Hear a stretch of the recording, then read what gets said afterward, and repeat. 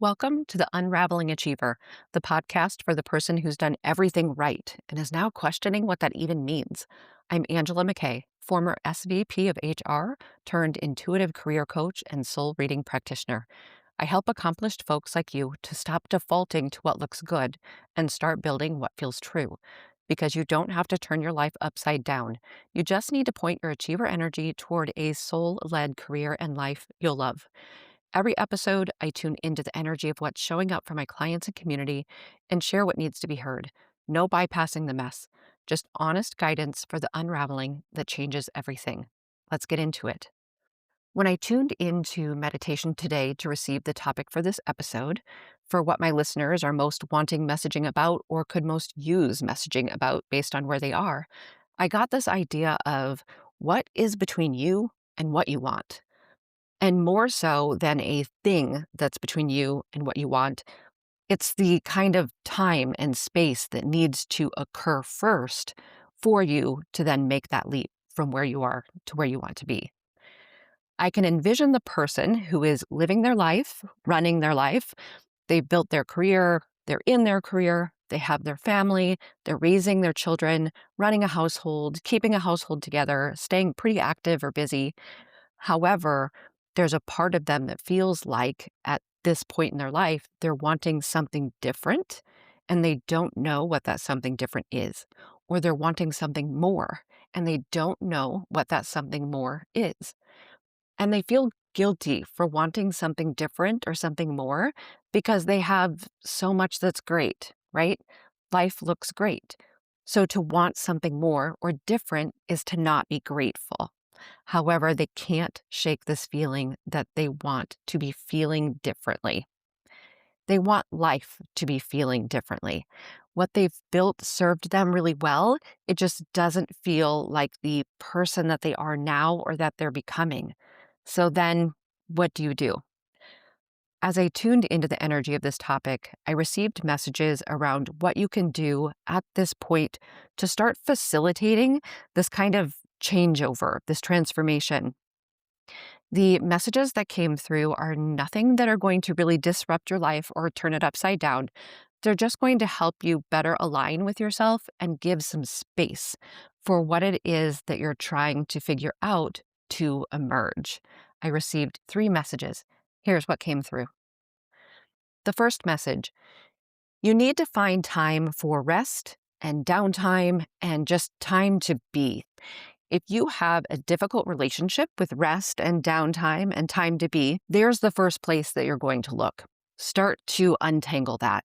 Whether you're able to do that on your own or with a coach or with a therapist, starting to address the resistance or fear or discomfort you have with rest, downtime, and time to be.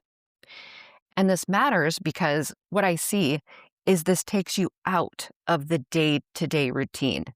That day-to-day routine that you have of your career and raising the family and running the household and being busy. While there's nothing wrong with that cycle in itself, it's preventing you from really being able to focus on this new piece that's trying to emerge, this piece that wants to feel different in life than it does right now. We have to give space for that piece. Incorporating the rest and downtime and the time to be takes you out of that constantly churning wheel of what your life is orchestrated to be. We have to step off the wheel and be able to see the wheel from a different perspective. We need time for your mind to, I'll say, be quiet, but you're going to find that your mind will probably be loud in these resting moments. That's okay. Let your mind be loud. Let that process through. Because the more you let that work through in these rest times, the more you'll be able to be more comfortable with the rest. And then the more you will be able to really tune in to this deeper part of you, this part of you that is calling for something to feel different. You're going to start to get more familiar with this part. Right now, this part doesn't get a lot of airtime, if any, but it's really needing some airtime to be able to emerge. It's going to be on you to incorporate that rest, downtime, time to be. And it isn't just for now. This is a calling for time like that to be a regular part of your life. Because to give this part of you airtime, you're learning how to always give this part of you some airtime rather than not acknowledging or not hearing that part of you. There's a call for a change of the cycle as it is, and for this to become part of how you function in life. So then the second message is more active. It's asking for you to incorporate into your life doing things other than your responsibilities. If you're an employee, a leader, a mom or dad, a daughter or son, a sister or brother, all of these roles that you serve in life, each of them, there's some sort of sense of responsibility or obligation to those. And your life is really full. That churning wheel is really full of responsibilities right now. It's kind of like all the energy is being given over to the arena of responsibilities. You need to find the time and the ways to do things other than responsibility. You're a whole person outside of those roles. You're a whole person outside of those responsibilities. And that just starts to go unnoticed by the time we have so many responsibilities. However, we need for you to tap back into that whole person that you are, that does things out of enjoyment and does things out of learning and does things out of curiosity and finds these pockets in life to be inside of experiences, not because they're for something, but just because they're experiences. They will help you to feel more like you, which might be a feeling that you haven't been able to really tap into very clearly of just pure, authentic you who can be in joy, who can be in awe, who can be in curiosity. Doing things outside of responsibilities will help to spark that part of you again and just give you a different perspective on life. In fact, both message one and message two, the rest, downtime, and time to be, as well as doing things other than your responsibilities, these are both for the purpose of revealing things to you. The first one is going to help reveal things to you in a more intuitive, reflective way, because you will be able to finally quiet yourself down and be able to hear those whispers, those nudges more clearly than you can when you're in your busy cycle of life. And then the second one helps you to reveal things through experiences.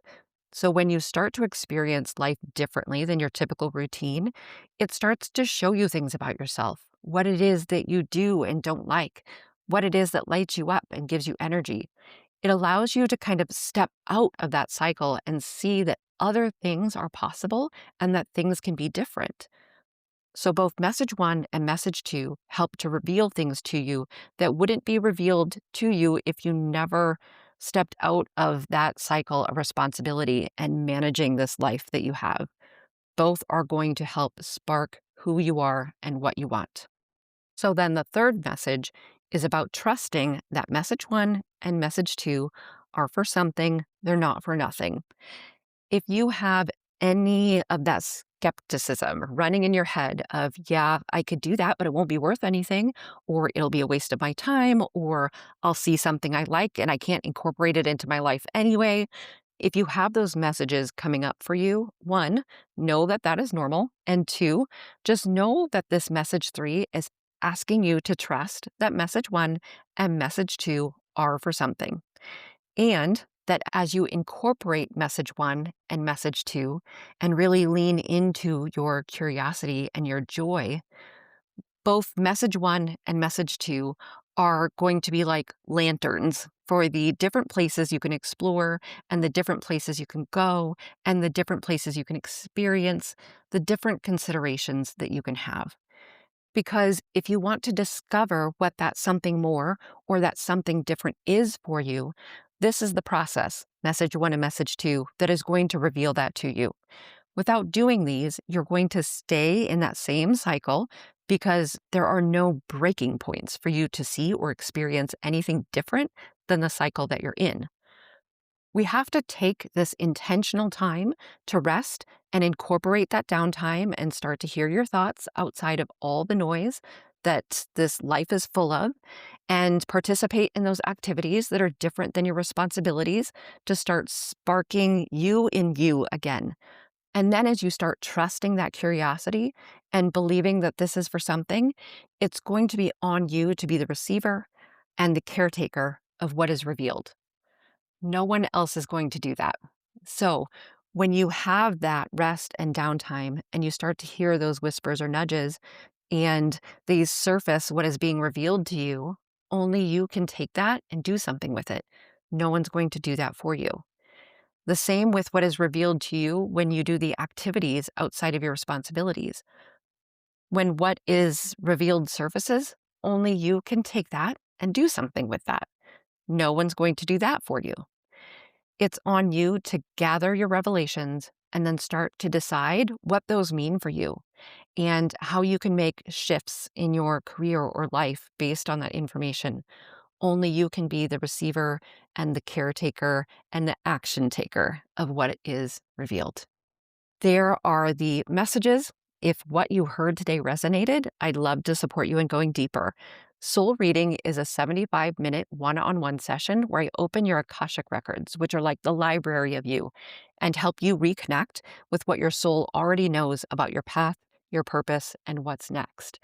You can learn more and book at angelaMckayllc.com/soul-reading. And if this episode landed for you, subscribe or follow so you don't miss what's coming next. New episodes drop every Wednesday. Thanks for being here, and until next time, take care.